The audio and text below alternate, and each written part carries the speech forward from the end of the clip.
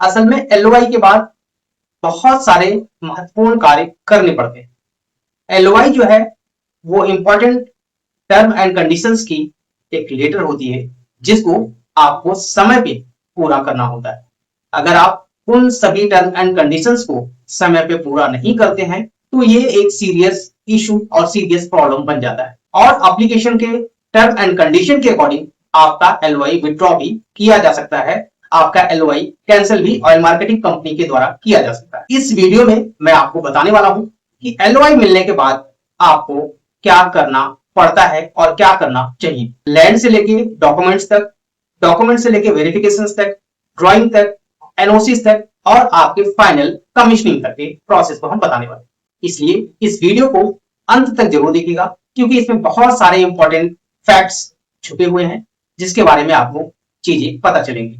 तो दोस्तों वीडियो को शुरू करो इससे पहले आप लोगों से रिक्वेस्ट है कि अगर आप चैनल पे नए हैं तो चैनल को सब्सक्राइब कर दीजिएगा, बेल आइकन को प्रेस कर दीजिएगा जिससे मेरी आने वाली वीडियोस आपको हमेशा मिलती है। नमस्कार दोस्तों, मैं विकास कुमार, फिलिप व्यापार स्कूल चैनल में आपका बहुत बहुत स्वागत है। इस चैनल में हम आपके लिए petrol pump, CNG pump, LPG dealership, LPG distributorship जैसे नए नए बिजनेस आइडिया और फ्यूल बिजनेस से रिलेटेड बहुत सारे प्रैक्टिकल इंफॉर्मेशन आपके लिए लाते रहते हैं। अगर आपने पेट्रोल पंप डीलरशिप के लिए एप्लीकेशन किया था और आपका सिलेक्शन हो गया है, आपको letter of intent that is LOI मिल चुका है, तो ये वीडियो दोस्तों आपके लिए ही है और साथ में ही जो पेट्रोल पंप से रिलेटेड इंटरेस्ट रखते हैं उनके लिए भी ये वीडियो है।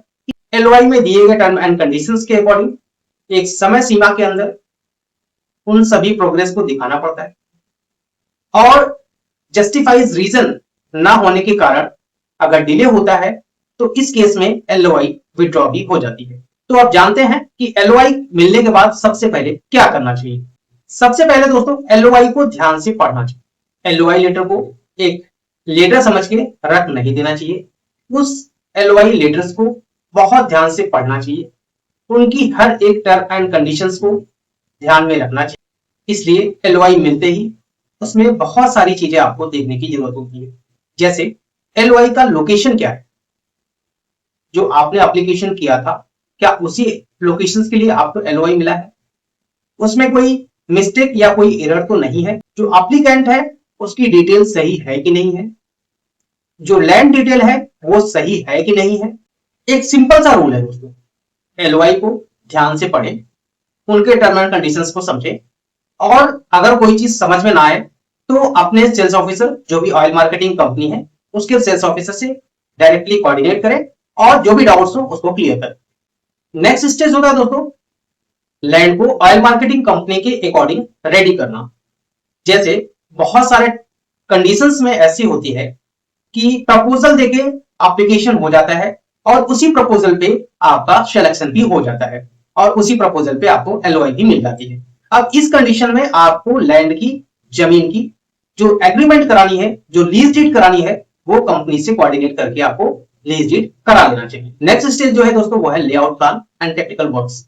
ये कौन करता है दोस्तों? ये आपकी ऑयल मार्केटिंग कंपनी और आपको दोनों लोगों को मिलकर करना पड़ता है, जिसमें लेआउट प्लान में सारी चीजें बनाई जाती है कि वहां पे आपका आरओडब्ल्यू क्या है, एक्सेलरेशन क्या है, डिसलरेशन क्या है, आपके टैंक कहां पे इंस्टॉल होंगे, आपके ऑफिस कहां पे बनेंगे, कितने डिस्पेंसिंग यूनिट लगेंगी, केएनओपी कहां पे बनेगा, इसके साथ साथ आपका ट्रंच कैसे बनेगा, ईच एंड एवरीथिंग उस लेआउट प्लान में ऑयल मार्केटिंग कंपनी के द्वारा आर्किटेक्ट उसको बना के देते हैं।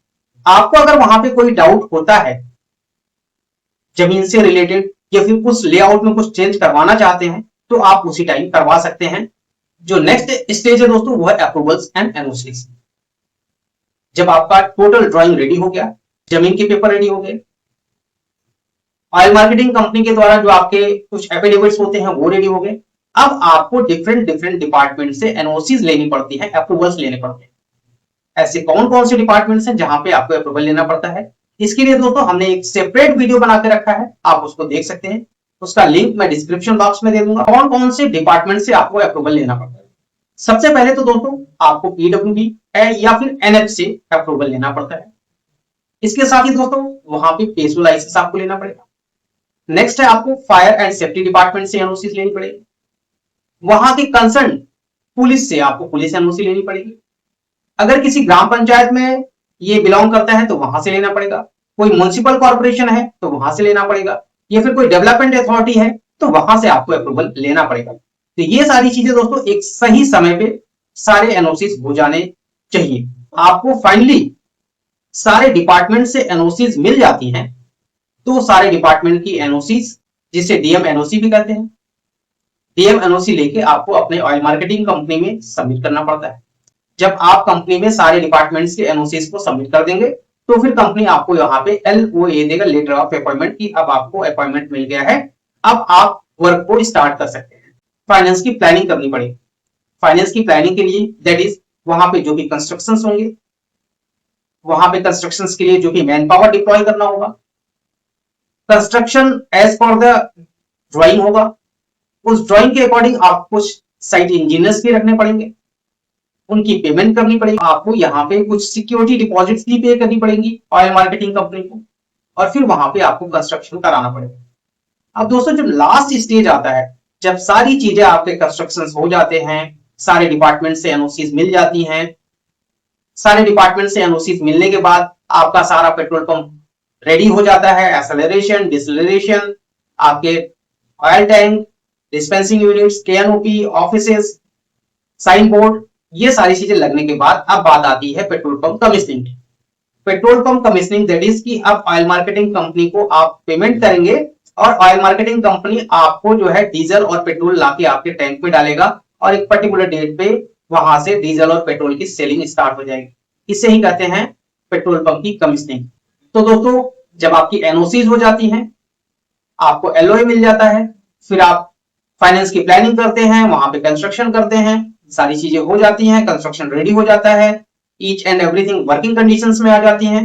तो फिर ऑयल मार्केटिंग कंपनी को आप पेमेंट करते हैं, ऑयल मार्केटिंग कंपनी आपको फ्यूल्स देती है, आपके टैंक में डालती है, फिर उस डिस्पेंसिंग यूनिट को रेडी करके दिखाती है कि किस तरह से आपको यहाँ पे सेल करना है, और फाइनली आपको पेट्रोल पंप रनिंग कंडीशन में कंपनी हैंड ओवर कर देती है। 5 गलतियां आपको एलओआई मिलने के बाद नहीं करना। पहला, एलओआई मिलते ही आपको काम पे लग जाना है, एलओआई मिलने के बाद डिले नहीं करना है। दूसरा ये है दोस्तों कि एलओआई के टर्म एंड कंडीशंस को बिना पढ़े आपको कंस्ट्रक्शन स्टार्ट नहीं करना है। लैंड डॉक्यूमेंट्स में अगर कोई मिसमैच है तो उसको तुरंत रेक्टिफाई करें। नेक्स्ट क्या करना है दोस्तों, जो भी आपको अप्रूवल्स या एनओसीज लेनी है उसको विद इन ए टाइम ले लें। लास्ट है दोस्तों, अपने ऑयल मार्केटिंग कंपनी के जो भी सेल्स ऑफिसर्स हैं उनसे हमेशा कोऑर्डिनेट करें, और वो जो कहें उसको इग्नोर ना करें। तो दोस्तों ये वीडियो कैसा लगा? वीडियो अच्छी लगी हो तो वीडियो को लाइक कीजिएगा, और दोस्तों इस वीडियो को ज्यादा से ज्यादा लोगों के पास शेयर कीजिएगा, जिससे जिनको भी एलओआई मिला है वो चीजों को समझे और अपने एलओआई को कमीशनिंग तक जल्द से जल्द पहुंचाएं, जिससे कि आपका पेट्रोल पंप जल्दी से स्टार्ट। अगर आपको petrol pump, CNG pump, gas agency, reconstitution, LOI, LOA से रिलेटेड अगर आपको इस तरह की प्रैक्टिकल इंफॉर्मेशन चाहिए तो इस चैनल को जरूर सब्सक्राइब कर दें। तो मिलते हैं दोस्तों इसी टाइम की नए वीडियो में, तब तक के लिए धन्यवाद।